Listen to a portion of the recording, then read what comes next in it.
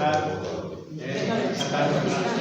esta tarde el Centro de Estudios Bejarano va a presentar un libro que fue premiado hace 2 años en la ciudad de Béjar. El autor de dicho libro, Francisco García Martín, ahí presente, que va a entrevistar o le va a hacer las preguntas o a padrinar a Javier Sánchez. Y deciros que el sábado también tenemos una obra de teatro, por si os apetece venir, no ocupáis, a las 8 de la tarde en el Salón de Actos de abajo. Queremos que venga mucha gente. Los artistas que vienen son de Burgos y poco a poco lo vamos encaminando. Deciros que vamos a ir aceptando poco a poco la casa, ya habéis visto que vamos lavando la cara un poco y arreglando los desperfectos que hay y nada más. Y dejaros con Javier y con Francisco y que seguro que os va a gustar el libro que ha escrito porque va a ser ameno la charla o el coloquio. Pues nada más, por mi parte nada más, os dejo con ellos. Muy bien.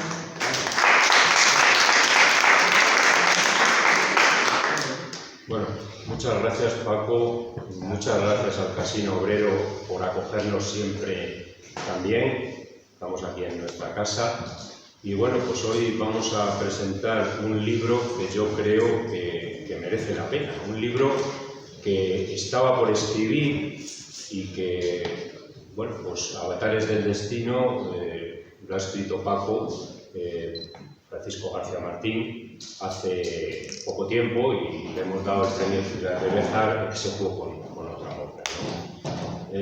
Francisco García Martín es licenciado en Historia Contemporánea por la Complutense, luego es licenciado en Humanidades por la Universidad de Castilla-La Mancha y doctor también por la Universidad de Castilla-La Mancha. Ha tocado temas 1000, porque yo lo que he visto en la solapa del libro, has tratado en temas de antropología, de jardines históricos.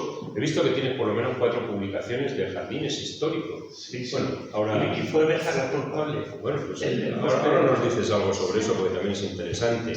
Y luego, pues, por supuesto, es un gran experto en institutos, en los institutos que tiene una obra que me dio, pues, los institutos locales entre 1860 y 1940 o algo así.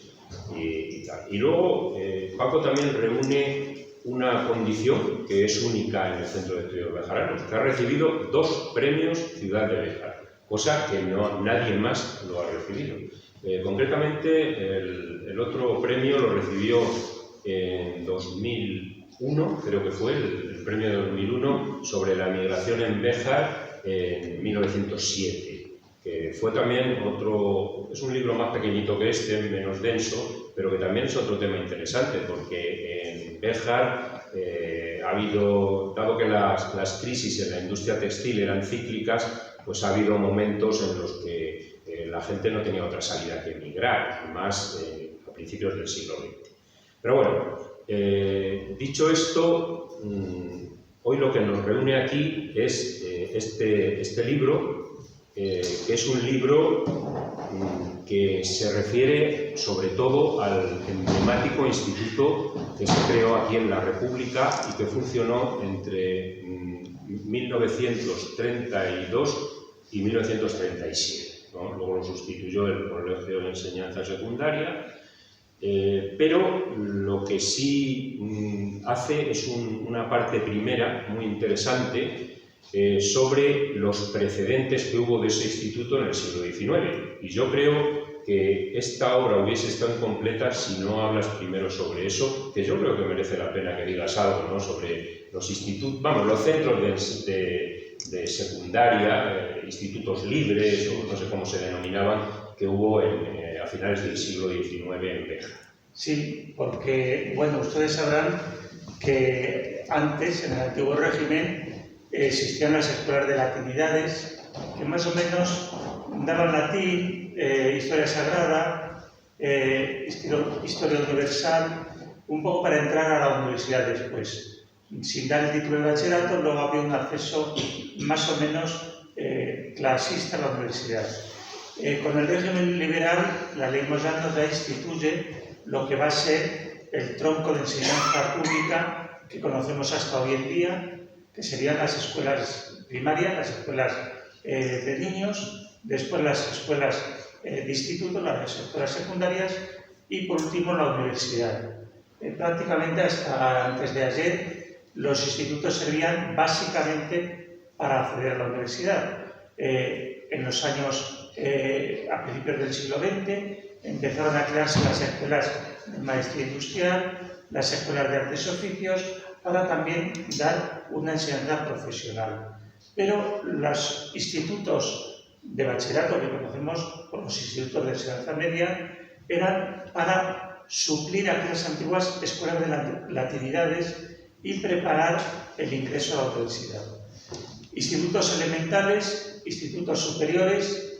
En las capitales de provincia se creó un instituto oficial, fuera elemental o superior, y se dejó a poblaciones importantes que pudieran tener su instituto local, normalmente financiado por los ayuntamientos, las diputaciones, a veces apoyados por obispos de la zona, y se crearon muchos centros de enseñanza secundaria. Béjar no podía ser menos, era una ciudad industriosa, populosa, con una burguesía ya consolidada, y había prohombres licenciados en farmacéuticos, médicos, que sabían de ciencias físicas, había humanistas, sobre todo el clero, y se pudo hacer una especie de claustro profesoral y impartir enseñanzas secundarias. Lo que pasa es que las noticias que tenemos de Béjar son imprecisas. Hay que cogerlo un poco en la prensa, con pinzas, para saber algunos de los profesores que impartieron enseñanza y algunos de los alumnos que salieron de esas aulas. Como bien dice Javier, luego en el sexenio revolucionario sí aparecieron los institutos libres, ya con una ley más explícita de apoyo a esos institutos municipales o locales. Y aquí en Béjar volvió otra vez a abrirse un instituto libre del que tenemos muy pocos datos también. Y va a ser la ley de 1928, primorriverista, la que posibilite el que ya de una forma oficial aparezcan estos institutos de enseñanza media en poblaciones que no fueran capitales de provincia. Bueno, si te parece, paramos un poco y todavía en el siglo XIX, bueno, aquí había un plantel de profesorado en aquella época. Alguno fue un fundador del casino, como el caballero Noguerol, sí. Y otros, algún médico, también licenciados en física y química, filosofía, Nicomedes y todos estos. Y lo que pasa, también hubo alumnos ilustres, como por ejemplo el ilustre navacarreño de Navacarros, Pedro Dorado Montero, que estudió en los años 70 del siglo XIX, creo. Y luego, una cosa que me ha llamado mucho la atención, citas al general Sanjurjo. Sí, el general Sanjurjo no sabemos por qué se matriculó en Béjar. Curiosísimo. Probablemente iban buscando matricularse por libre, porque conocían al profesor y de esa forma examinarse por libre y aprobar la asignatura. Estuvo matriculado aquí y aprobó. Me ha llamado la atención eso. Igual Igual que me ha llamado la atención, por ejemplo, pero ya adelantándome en el tiempo, que también estuvo un hermano de Escrivá de Balaguer, que bueno, que cambiaron el apellido porque se llamaban de otra manera, Escrivá, no me acuerdo, ya en los años 30, ¿no? Sí. Bueno, pues efectivamente sí quiero hacer mención de una cosa, y es que cuando nos hemos puesto todos de acuerdo, cuando todos hemos ido remando en el mismo sentido, digamos autoridades, fabricantes, organismos comerciales y el pueblo de Béjar en general, hemos conseguido muchas cosas. Por ejemplo, la escuela industrial, que, bueno, Escuela Técnica Superior de Ingeniería Industrial, en la cual me honra dar clase, pues se fundó en 1852 gracias al empuje de toda la fuerza viva de Béjar y de la población de Béjar, que remó toda en el mismo sentido. El instituto, bueno, y que también teníamos algún ministro en aquella época, en 1852, que estaba pues en ministro en Madrid, y entonces también dio el empujoncito definitivo, ¿no? Y aquí pasó lo mismo. Aquí, cuando se puso en marcha ya, después de una demanda social pues, muy grande, el Instituto de 1832, el Instituto de la República, es porque tanto las autoridades de Béjar como el pueblo de Béjar y como un ministro, don Filiberto Villalobos, que entonces era ministro de Instrucción Pública, ayudaron, empujaron y consiguieron que al final se montase el demandado instituto. Sí, sí. Bueno, ahí tienen mucho que ver los hermanos que fue ministro, a ver, es que la memoria ya me falta, que hizo Macia una escultura. Barnés. Francisco, sí, y Vicente Barnés. Uno era secretario general técnico del Ministerio de Educación y el otro llegó a ser ministro.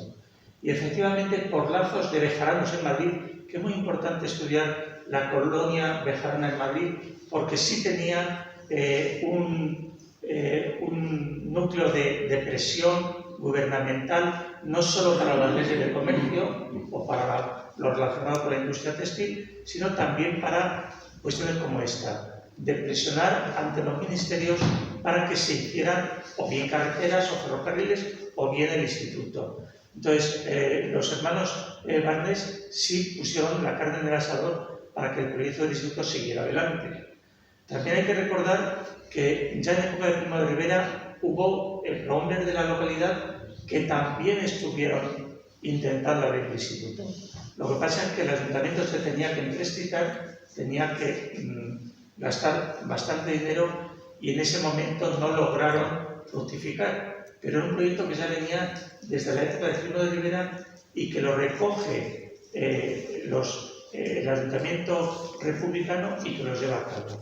Que es un proyecto de ciudad, como bien dices, y supera todos los regímenes políticos, en este caso la dictadura de Primo de Rivera y la monarquía ya en declive de Alfonso XIII y la República. Usted que ha citado a los hermanos Barnés, fue muy importante su influencia hasta tal punto que la calle donde hoy está el convento de San Francisco se le cambió el nombre de Ronda de Romanones por Ronda de Barnés, y además se le hizo una estatua, que creo que la hizo a González Macías, que está por ahí la estatua. Sí. Antes sí fue importante. No, para Béjar fue un logro tener un instituto, además desde el primer momento nacional, que es significativo, porque hubo otros institutos locales que empezaron por ser locales, que tenían que reunir una serie de requisitos, y el de Béjar desde el primer momento fue nacional. Lo que pasa es que luego la infraestructura dejó que desear, porque la habilitación del convento de San Francisco, pues era un convento desamortizado que había pasado muchas penalidades y hubo que hacer obras de reforma. Pero los pobres alumnos estuvieron sin calefacción en los inviernos bejaranos durante 2 cursos. Sí, lo he leído. Entonces, hubo que seguir, digamos, adecuando el edificio. Pero la plantilla profesoral y el número de alumnos y sobre todo la dotación económica sí iba correspondiente a la titulación de Instituto Nacional de Enseñanza Media. Una lástima, y ya casi me adelanto, que luego el régimen franquista no pugnara por seguir con su apertura. Pero bueno, fue otro momento histórico y fueron otras circunstancias. Vamos a quedarnos primero en el primer curso, 32-33. Sí. Ahí, por lo que he leído en tu libro, había 370 alumnos el primer año que funcionó el instituto. 370 alumnos y bastantes mujeres. Primero, yo creo que eso obedecía a una demanda social importante, porque si no, se trasladaron, según documenta muy bien, se trasladaron gente de diferentes institutos, primero, gente relacionada con Béjar, que era bejarana, y segundo, pues luego vinieron de gente que tenía menos relación. Sí, bueno, hay que pensar que Béjar tenía un poder de atracción comercial y de generar comarca, una región bastante extensa que abarcaba todo lo que era la parte de Ávila, del Banco de Ávila, Ledrada, hubo algunos de Ledrada. En Plasencia no funcionó bien el Instituto de Plasencia y vinieron muchos alumnos de Plasencia aquí y toda la zona norte de Extremadura, por supuesto, del Vas, y toda la zona hasta Sequeros, Miranda del Castañar, pues toda una gran comarca que sobrepasaba lo que habían sido los límites del partido judicial o de la antigua tierra de Béjar y concitaba el que los hijos de los farmacéuticos, de los médicos, de maestros, vinieran aquí queriendo estudiar. Y por eso ese número elevado de matrícula. Luego, es muy importante una cosa en la que incides, que si no hubiera sido por ese instituto, mucha gente no hubiera podido estudiar, sobre todo mujeres. Porque la mujer en aquel momento, pues era muy complicado irse a estudiar a Salamanca porque no había aquí institutos. Si quería luego seguir otra carrera, porque el instituto, como muy bien has dicho, lo que te permitía, el Instituto Nacional, lo que te permitía era luego acceder a las distintas escuelas para hacer magisterio, pero ya magisterio había varios niveles, claro, para hacer licenciaturas. Entre los alumnos hubo muchas maestras, maestros, licenciados en farmacia y médicos, en fin. Y entonces, si no hubiera sido por ese instituto, mucha gente no hubiera podido estudiar. Sí, claro. Mujeres y gente humilde. Gente humilde. Mujeres, porque efectivamente la mujer en esa época, su labor era prepararse a ser buena madre. Entonces no se consideraba que tuviera profesión. Ya muchas mujeres sabían que ser maestra podía sacarles de su ambiente habitual y podían darle independencia y sobre todo desarrollar las capacidades intelectuales. Y luego salieron farmacéuticas, salieron médicas, salieron muchas profesiones.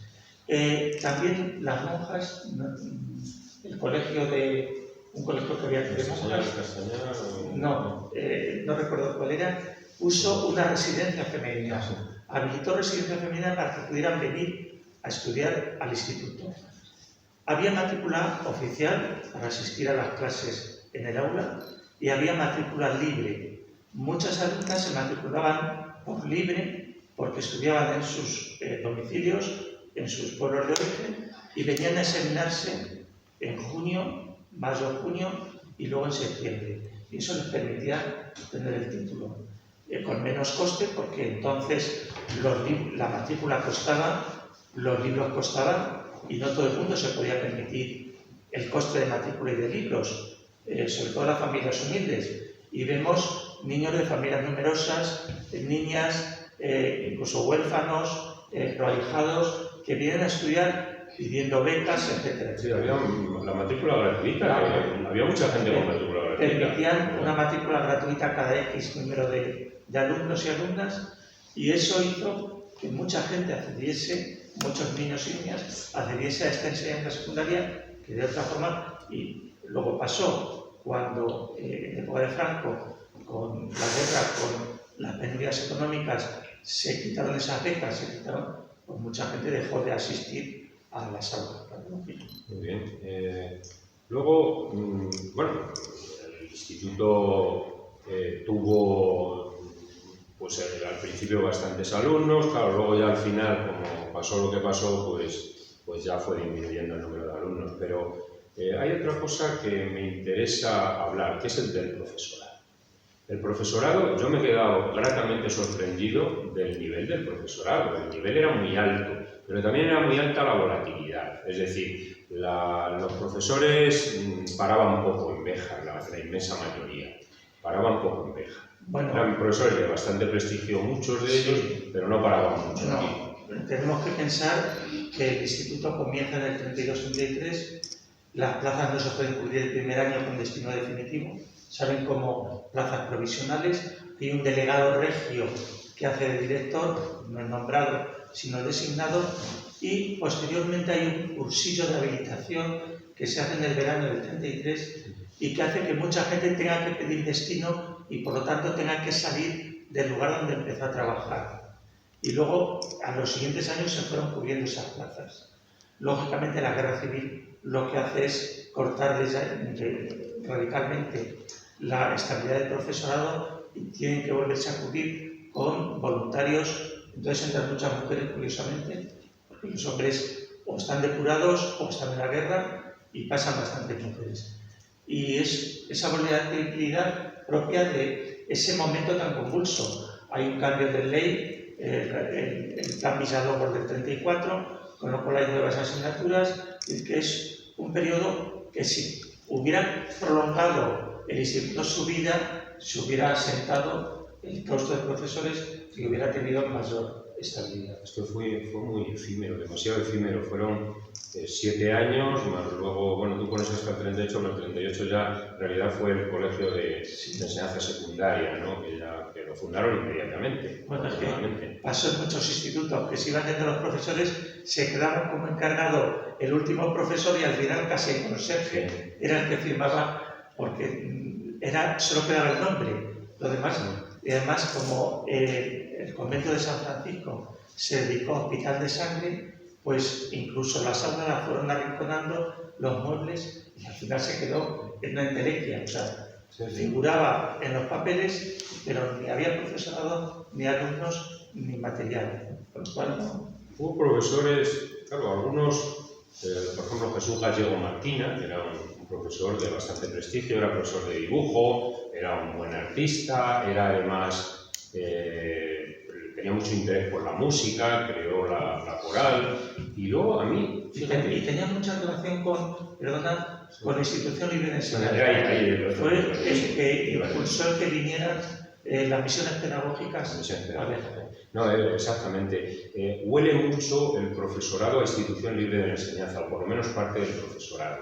Porque había otra parte sí, más conservadora. Sí, pero por ejemplo, organizó la coral, organizaba, bueno, también con otros profesores, organizaban viajes, que si a ver la sede del Heraldo de Zamora, que si a ver la doble eléctrica, la compañía de generación de electricidad, que si, en fin, luego hacían obras de teatro también, en fin, quiero decir que hacían actividades deportivas, no se limitaban solo a dar las clases, sino que había alumnos que daban conferencias. Sí. Y trataban de potenciarlo los propios profesores, que hubiera alumnos que dieran conferencias, ¿verdad? Sí, se creó un clima bastante bullicioso de energías intelectuales. Sí, la verdad es que eso sí me ha llamado la atención porque...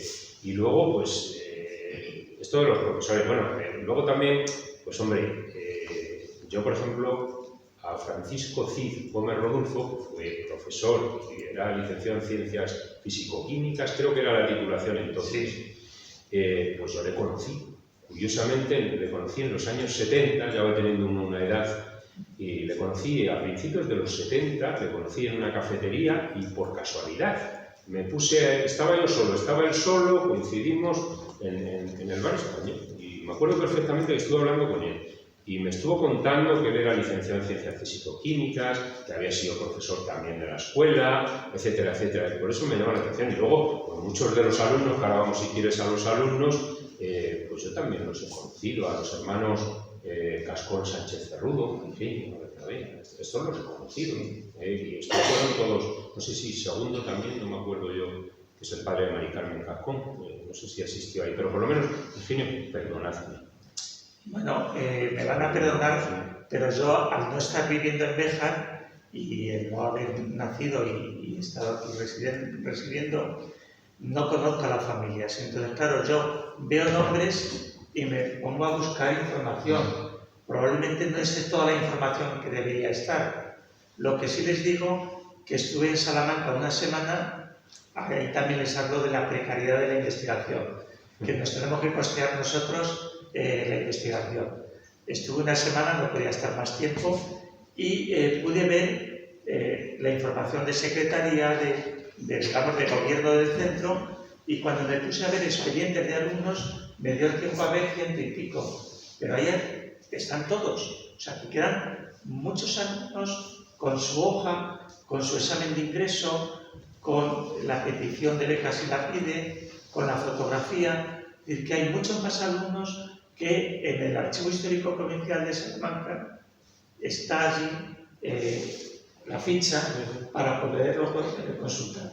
Es decir, que me faltan todavía muchos datos y probablemente hubiéramos sacado a muchos más alumnos y alumnas con esas fotografías preciosas y con esos datos que se sacan de la petición de becas, de los informes. Normalmente daban informes el maestro de la localidad, el médico, hacía un certificado médico y dan una rica información sobre los alumnos y su entorno. La hoja que te enseñaba antes, que la he encontrado por casualidad, pero es del Béjar en Madrid del 25 de julio de 1987, que parece ser que se reunieron relación de bachilleres y exalumnos del Instituto de Segunda Enseñanza de Béjar, clausurado en el año 1937, y se reunieron. Hicieron una convocatoria y se reunieron, y bueno, luego te lo pasaré. Bueno, pues pone quiénes se reunieron y a qué se dedicaba cada uno, no sé, leo unos cuantos. Alisente Mayor Victoria, profesora de GB en Madrid. Anaya Pérez Manuel, gestor administrativo en Sevilla. Azpeitia Ezpondaburu. Yo creo que ese es una familia ahí, sí. Pues este también, Esteban, agente comercial en Salamanca. Bueno, Cano Eria, Juan Luis, teniente general del ejército, por ejemplo. Sí. Pues vino Calama Crego, que también citas tú, Manuel, médico en Salamanca. Cortés Anaya, los hermanos Cortés Anaya, Federico y Teresa. Los hermanos Faure Pérez. Muchos, Fraile Pollo, Rosalía, que era farmacéutica, que también estudió en este instituto, en fin, muchísima gente, Antonio Lleros Petit, Gabriel Ovejero Sánchez, al cual ha sido profesor mío incluso, y muchos de los que estáis aquí la habéis conocido, y en fin, muchísima gente que es interesante y que se reunieron en esa convocatoria, o sea, el instituto dejó huella. Es curioso porque marca las promociones, como bien dices, marca la vida personal de las personas. La guerra civil hizo que muchos alumnos se hicieran alféreces provisionales y de ahí hicieron carrera militar. Otros murieron desgraciadamente.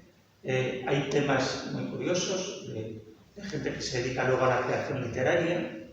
Hay varios que publican luego novelas y demás.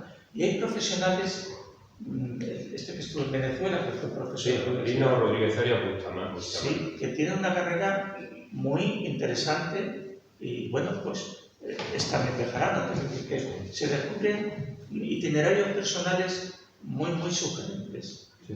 Hay una fundadora luego de una orden religiosa, hay de lo más diverso y vamos, muy interesante. Sí, la verdad es que sí. Y, en fin, durante todos estos... Tengo algunos datos que he cogido de alumnos, 370 en el curso 32-33. Sin embargo, luego, ya posteriormente en el 36-37, que fue cuando ya se cerró, ya tenía 136 alumnos, pero de los cuales 54 eran mujeres, o sea, un porcentaje, 40 y tantos por ciento, más o menos. Muchos se fueron al frente, los compañeros. Sí. Y luego, claro, la guerra civil y vino la depuración. La famosa depuración que afectó de pleno a varios de los profesores del centro. Sabéis lo que es la depuración, ¿no? Que es, a todo funcionario público se le hizo una depuración a ver si tenía antecedentes, digamos, relacionados con la República o con partidos o sindicatos que entonces se consideraban funcionarios. Entonces, si según la pena le podían caer o sin empleo y sueldo, sin destino, sancionado para no ser director y cargo directivo durante toda su vida, o despido total. O sea, uno hasta cárcel enseguida, porque a Diego Martina el primero le condenaron a la cárcel, sí, por lo que he visto. Sí, ya estaba en Zamora, ya había salido de Béjar y había conseguido el destino en Zamora. Afortunadamente a ninguno fusilaron. Hay otros institutos en que incluso hay fusilamientos. Pero en el de Béjar sí hubo depuración, en algunos casos un poco más grave que en otros, una depuración más severa, pero la mayoría salieron de la depuración sin cargos. Que, bueno, era gente que se dedicaba a su profesión y que había dado clases y poco más.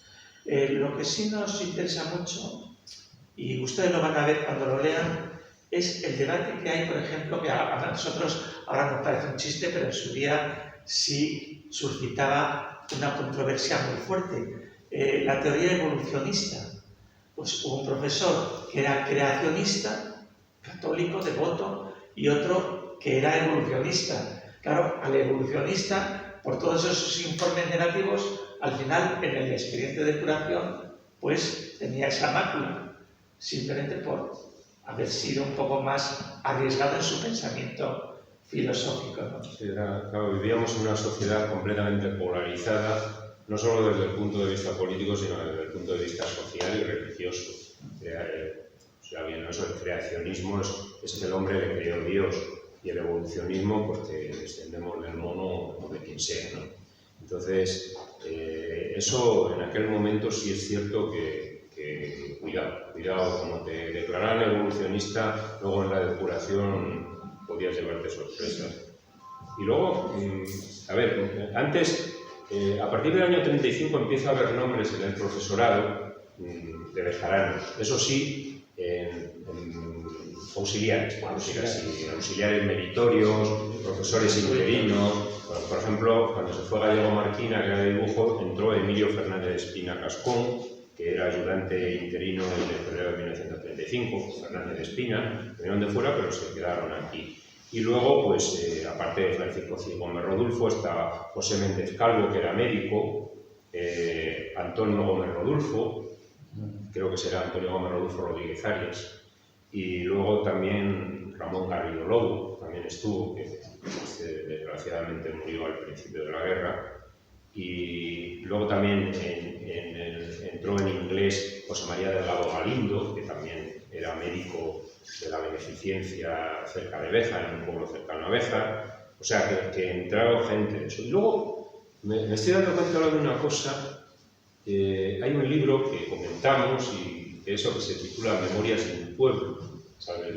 Entonces, a mí me llamaba siempre la atención que la Francesca Sallés Verdaguer, una catalana que estuvo en Béjar, que era de Tarrasa y vino a Béjar pues, con su familia, huyendo, porque esta era una familia muy católica, entonces, bueno, acabó en Béjar. Y me llamaba la atención que ella dice que iba al instituto a través de los portales de Pizarro. Y yo decía, no puede ser, porque yo creí que el instituto estaba, o bien, yo sabía del hospital de sangre, o bien habían dejado algo en el convento de San Francisco, no el instituto, era el colegio ya de segunda enseñanza, porque estamos hablando del año 37-38. Y yo siempre pensaba que pues, tenía que estar en el convento de San Francisco, o bien, a lo mejor lo habían llevado a donde estaba el instituto Ramón Olleros, pero no me cuadraba algo. Y he descubierto aquí que el colegio de segunda enseñanza estuvo en la calle Pardiñas 11-13, es decir, la calle mayor que sale del ayuntamiento hacia arriba, ¿no?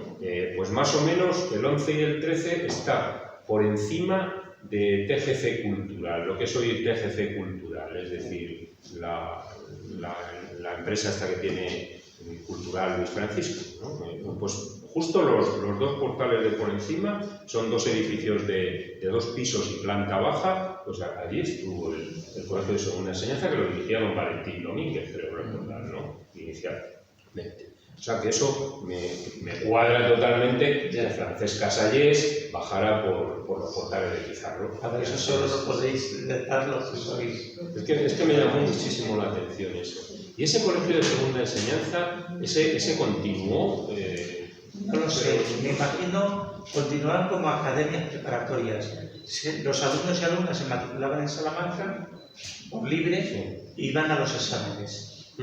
O a veces los profesores de Salamanca se desplazaban para hacer el tribunal aquí. Pero eso ya funcionaban como academias preparatorias. Sí, luego estuvo la Marcadi y alguna más por ahí. Sí. pues no sé cómo vamos de tiempo. Bueno, bien. Es curioso porque yo he hecho la historia en la provincia de Toledo de los institutos locales.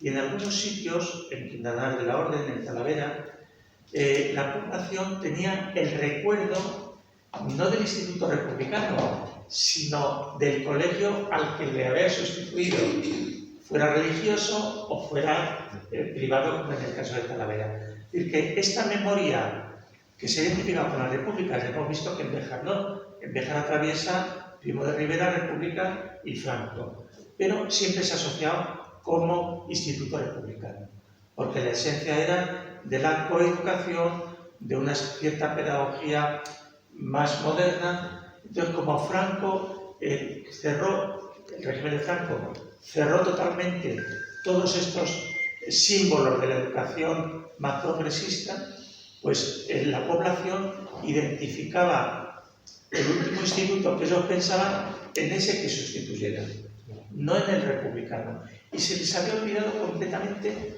de la memoria colectiva. De ahí mi interés en recuperar esta memoria colectiva para que la gente sepa realmente que hubo un instituto que tuvo muy corta vigencia, pero que tuvo una densidad histórica muy importante. Sí, y yo, claro, luego pues se pierde en el tiempo. Bueno, hay una cosa que dices que creo que tiene importancia, y es que parece ser que cuando se sustituyó por el Hospital de Sangre el edificio del Convento de San Francisco, las autoridades que había entonces no hicieron mucho por mantener el instituto. No, digamos que no sé, los tiempos no eran los mejores, es cierto, pero es una pena que a lo mejor no hubieran ofrecido otro edificio, que hubiesen intentado que el instituto siguiera, porque el Ciudad Rodrigo siguió, ¿verdad? Yo creo que ahí se juntaron muchos factores locales y ambientales para hacer que no hubiera ese empeño. El hecho simplemente que luego la biblioteca del centro fuera depurada, o sea, la mitad de los volúmenes se quemasen y la otra mitad se diera o a los salesianos o a otro colegio, demuestra que no había interés ni siquiera en el legado material. Es decir, que yo creo que ahí fue un fallo de la burguesía bejarana en ese momento, no sé si por los avatares de la guerra o por ciertas mentalidades, por esa tensión previa al conflicto, o no lo sé. Pero ahí sí hubo una dejadez por parte de esas fuerzas vivas, como dice Javier, en mantener abierto el instituto, como lo hicieron en Ciudad Rodrigo, que es caso curioso, o sea, que no fue lo normal. Lo normal es que cerraran, porque Franco cerró todos los institutos locales y solo mantuvieron abiertos muy poquitos institutos locales, porque las fuerzas vivas de las localidades se empeñaron, pero muy poquitos. Ciudad Rodrigo nos dio una lección. Sí. Y luego tuvimos que luchar, nuestros progenitores tuvieron que luchar muchísimo porque volviésemos a tener un instituto. Pero ahí todo el pueblo de Béjar volvió a estar unido, las autoridades lideradas por el entonces alcalde Ramón Ollero Gregorio hicieron lo imposible porque viniera otra vez el instituto a Béjar, porque era una demanda social importantísima. Y en el año 63 lo volvimos a tener, afortunadamente. Bien es verdad que el pueblo de Béjar tuvo que poner dinero, y tuvo que poner, me acuerdo que se emitieron una especie de obligaciones de 1000 pesetas, mi padre fue de los que las pagó, y mira, 4 de los 5 hijos estudiamos en ese instituto. Pero por tercera vez, se tuvo que poner dinero por tercera vez. ¿Sí? ¿Cuáles fueron las dos? En el Primo de Rivera y en la República. La República, fíjate. O sea que al final tuvimos que poner dinero, pero yo creo que mereció la pena. Y ya desde el año 63, afortunadamente... Bueno, se me olvidó decirte al presentarte que era catedrático del instituto, hasta que te has finalizado. Bueno, deciros una cosa que se me olvidaba, que la presencia del instituto en Béjar llevó aparejada también el intento de hacer cursos de verano de la Universidad de Salamanca en Béjar, cursos internacionales. Si ahora la Universidad Menéndez Pelayo tiene ese prestigio como universidad de verano, pues Béjar lo intentó en esos momentos. No pudo ser, lo intentaron llevar al Llano Alto, lo intentaron, pero Unamuno no puso la carne en el asador y no se logró. Es una asignatura perdida, hubiera sido una buena ocasión para haber logrado cursos de verano universitarios. Pero en los años 30, te refieres, Sí, cuando estuvo Vicente en el instituto. Es que luego tuvimos cursos de verano en los años, creo que fueron 51, 52 y 53 o por ahí, pero fueron organizados por la Escuela de Peritos Industriales. Entonces estaba dirigida por un señor de mucho prestigio, Camarasa Monge, se apellidaba, y bueno, pues sí tuvimos, además, cursos de verano que se venía la gente un mes, aquí. Sí, está muy bien en Béjar en verano. Sí, la verdad. Ahora ya es más difícil retener un mes a la gente. Pero bueno, afortunadamente, pues desde el año 63 ya celebramos las bodas de oro de ese instituto, que se editó un libro que supongo que tendrás, estupendo. Y bueno, pues la verdad es que ya es muy difícil que desaparezca, ¿no? Afortunadamente. No sé si quieres decir algo más y abrimos un coloquio.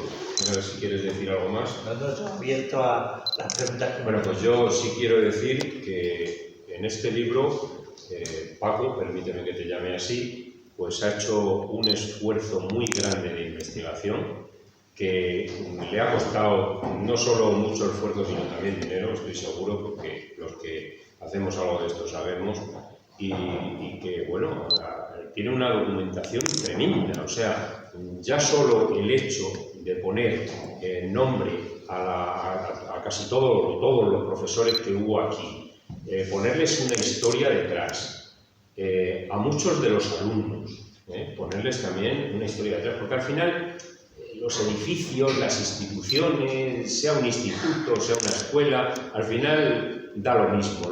Eso no deja de ser un edificio que no tiene alma. El alma se lo proporcionan las personas y se lo proporcionan las relaciones entre esas personas. Y los que hacemos historia somos, no es la gente que está al primer nivel, los que hacemos historia somos las personas de a pie, los que aportamos cada día con nuestro trabajo, con nuestras ilusiones, con nuestros hijos, aportamos cada día nuestro granito de arena para que la sociedad funcione. Entonces, un edificio, una institución, no es nada sin las personas que en este caso han pasado por ella. Y eso lo he sabido hacer muy bien. Y bueno, el nivel de datos que tienes en ello significa un esfuerzo muy grande, por lo que te doy mi total enhorabuena y pido un aplauso para Pablo.